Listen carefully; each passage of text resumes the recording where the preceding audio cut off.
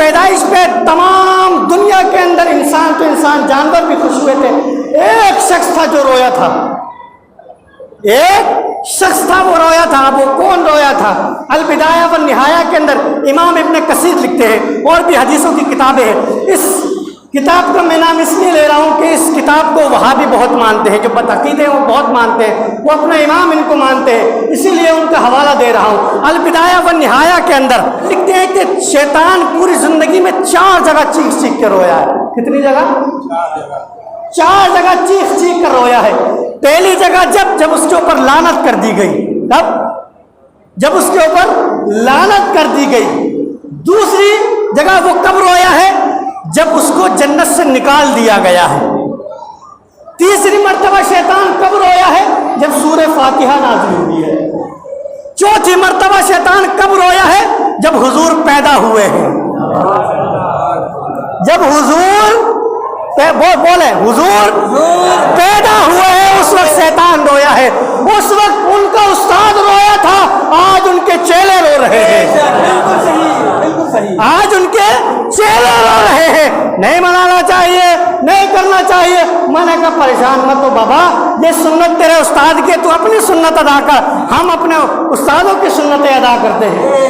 بالکل صحیح۔ اب ہوتا یہی ہے بھائی، سب اپنے اپنوں کو دیکھتے ہیں۔ یہ ہماری قسمت ہے کہ ہم ان کو فالو کرتے ہیں جنہوں نے حضور کی میلاد پر خوشی منائی، اور ہم ان کو فالو کرتے ہیں جو حضور کی پیدائش پہ رویا۔ یہ قسمت کی بات ہے۔ دیکھیں نا، 2 باتیں اس کے اندر آئی، دونوں باتیں ان کو ہضم نہیں ہوتی۔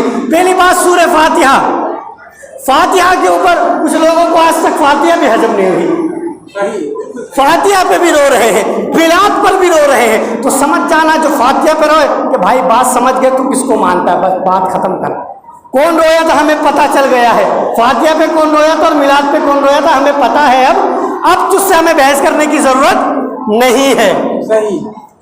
تو اس لیے حضور کا میلاد بڑی خوشی کے ساتھ منائیں۔ آج لوگ سوال کرتے، بڑا مجھے تعجب ہوتا ہے کہ حضور کا میلاد کون منائے؟ کیا کہتے ہیں؟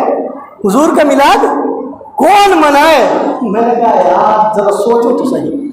حضور جب اس دنیا میں نہیں آئے تھے، تاریخ کو پڑھا ہے تم نے؟ تاریخ کو پڑھا ہے تم نے؟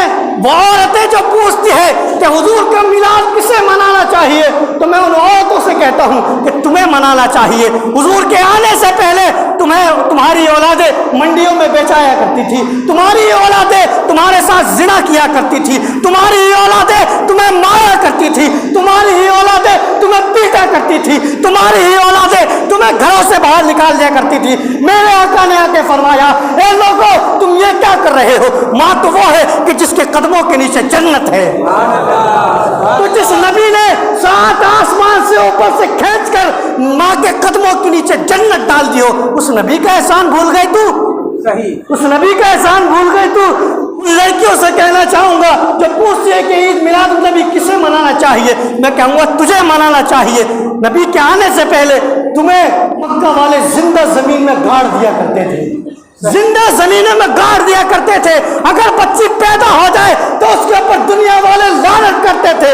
میرے آقا نے آ کے بتایا کہ جس کے گھر میں بیٹی پیدا ہوتی ہے اس کے گھر میں خدا کی رحمتیں نازل ہوتی ہیں، اس کے گھر میں خدا کی رحمتیں نازل ہوتی ہے۔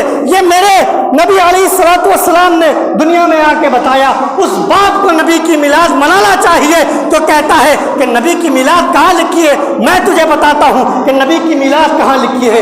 پڑھ تاریخ، نبی کے آنے سے پہلے تمہاری ہی اولادیں تمہیں ڈنڈوں سے چوراہے پر مارا کرتی تھی، تمہاری ہی اولادیں تمہیں لاتوں اور گھوڑے مارا کرتی تھی۔ وہ تو میرے نبی کا کام ہے کہ دنیا میں آئے اور فرمایا کہ باپ جنت کے دروازوں میں سے ایک دروازہ ہے۔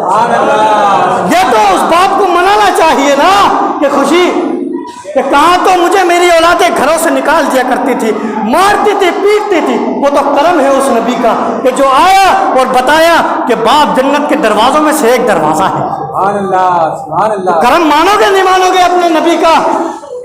ماننا چاہیے لوگوں۔ اور جو بکواس کرتے ہیں ان سے بولو کہ تمہاری بکواسیں اپنے پاس رکھو، تمہاری بکواسیں اپنے پاس رکھو۔ ہمیں حضور کا میلاد منانا ہے اور ہم مناتے رہیں گے، بالکل صحیح، مناتے ہیں اور مناتے رہیں گے، کیونکہ حضور نے ہم پر احسان کیا ہے۔ بے شک۔ آج دیکھا جاتا ہے نوجوان لڑکوں کو بہلا پھسلا کر یہ سوال کرو، وہ سوال کرو، وہ سوال کرو، یہ پوچھو، وہ پوچھو، ان کے جواب دے دے تو اتنا سب بولے کہ نہیں وہ بات تو ٹھیک ہے مگر